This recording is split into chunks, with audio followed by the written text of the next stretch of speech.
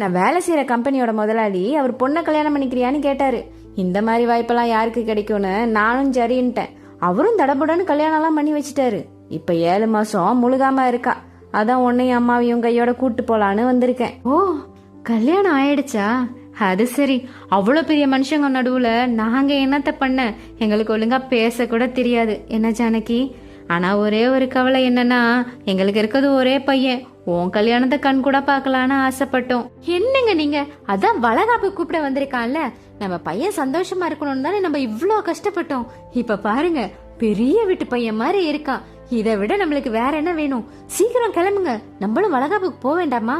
கார்ல ஏறின உடனே, அப்பா அந்த வீட்டு பத்திரத்தை எடுத்துக்கிட்டால, சரி அதை கொடு நான் வச்சுக்கிறேன் அப்படின்னு வீட்டு பத்திரத்தை வாங்கி வச்சுக்கிட்டான் கார்த்திக். நம்ம வர வேண்டிய இடம் வந்துருச்சு, 2 பேரும் இறங்குங்க. என்னையா இங்க கூப்பிட்டு வந்திருக்க? நம்ம வீட்டுக்கு போகலையா? அப்பா என்ன விளையாடுறியா? உன்னை பாரு, கால்ல செருப்பு கூட இல்ல. இப்படியே கூப்பிட்டு போய் அங்க நிப்பாட்டினா என்னை பத்தி என்ன நினைப்பாங்க? எனக்கு பணம் கொஞ்சம் தேவைப்படுது. வீட்டு பத்திரத்தை கேட்டா நீ சும்மா அது இதுன்னு சொல்லிட்டு இருப்பேன்னு தான் இப்படி கூப்பிட்டேன். எல்லாத்தையும் முடிச்சுட்டு நானே உன்னை கூட்டிட்டு போறேன். அது வரைக்கும் கொஞ்ச நாளைக்கு நீ இங்கேயே இரு அப்படின்னு சொல்லி அந்த இடத்த விட்டு கிளம்புனான் கார்த்திக். எவ்வளவு வாட்டி போனை கட் பண்ணி விடுறது? அவங்களுக்கு தான் அறிவு இல்லாம கூப்பிட சொல்றாங்கன்னா நீங்களும் வேலை நேரத்துல இப்படிதான் கூப்பிட்டு டிஸ்டர்ப் பண்ணுவீங்களா அப்படின்னு கோவமா பேசின கார்த்திக் கிட்ட, ஹலோ சார், எக்ஸ்கியூஸ் மீ, உங்க அப்பா காலையிலேயே இறந்துட்டாரு. பாடி எடுக்க விடாம உங்க அம்மா பிரச்சனை பண்ணிட்டு இருக்காங்க, வந்து என்னன்னு கேளுங்க, இல்லனா போலீஸ் கேஸ் ஆயிடும் அப்படின்னு அங்க வேலை செய்யற ஒரு அம்மா சொல்லவே உடனே கிளம்பி போனான் கார்த்திக். அப்பாவோட கடைசி ஆசை நீ கொல்லி வைக்கணும்னு. அதான் இந்தா இத அப்பா உனக்காக பத்திரமா வச்சுக்கிட்டு வாசலே பாத்துட்டு இருந்தாரு நீ வருவான்னு.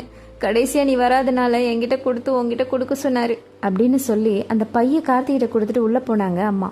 அம்மா கொடுத்துட்டு போன பையக்குள்ள ஒரு பேங்க் புத்தகமும் கடிதமும் இருக்கிறத பார்த்த கார்த்திக் அந்த கடிதத்துல, ஐயா சாமி, உன்னை பார்க்கணும் போலவே இருக்கியா, கண்ணுக்குள்ளேயே இருக்க. இதுக்குள்ள ஒரு பேங்க் புத்தகம் இருக்கு. அதுல மாசம் மாசம் நீ கஷ்டப்பட்டு அனுப்பின காசுல ₹1 கூட நாங்க எடுக்கல. எல்லாமே உன் பேர்லயே போட்டு வச்சிருக்கேன். அதுவும் இல்லாம நானும் அம்மாவும் கஷ்டப்பட்டு சம்பாரிச்சத கூட உன் பேர்லயே போட்டு வச்சிருக்கேன். நீ செலவுக்கு வச்சுக்க என்ன. அம்மாவை மட்டும் முடிஞ்சா ஒரு 8 வந்து பாத்துட்டு போயா. நான் கூட வெளியே சொல்லிடுவேன், அவ எல்லாத்தையும் மனசுக்குள்ளேயே வச்சுக்குவா. அவ்வளவுதான். நீ எப்பவும் சந்தோஷமா இருந்தாலே எங்களுக்கு சந்தோஷம் ஐயா அப்படின்னு எழுதியிருக்கத பார்த்ததும், அம்மா அம்மா அம்மான்னு கத்திக்கிட்டு போன கார்த்தி உள்ள அம்மா அப்பாவோட படுக்கையில உயிர் இல்லாம படுத்திருக்கத பார்த்ததும், எனக்காகவே வாழ்ந்து எனக்காகவே உயிரை விட்டுட்டீங்களே அப்படின்னு சொல்லி அவங்க காலடியில கண்ணீரால மன்னிப்பு கேட்டான் கார்த்திக். எதுவுமே நம்ம கூட இருக்கும்போது அதோட அருமை தெரியறது இல்ல. அது இல்லாதப்போ அழுது புலம்பி திரும்ப அது நமக்கு கிடைக்க போறதும் இல்ல. சாஜி சொல்லும் கதைகள்ல இன்னொரு கதையோட நான் உங்களை வந்து பாக்குறேன்.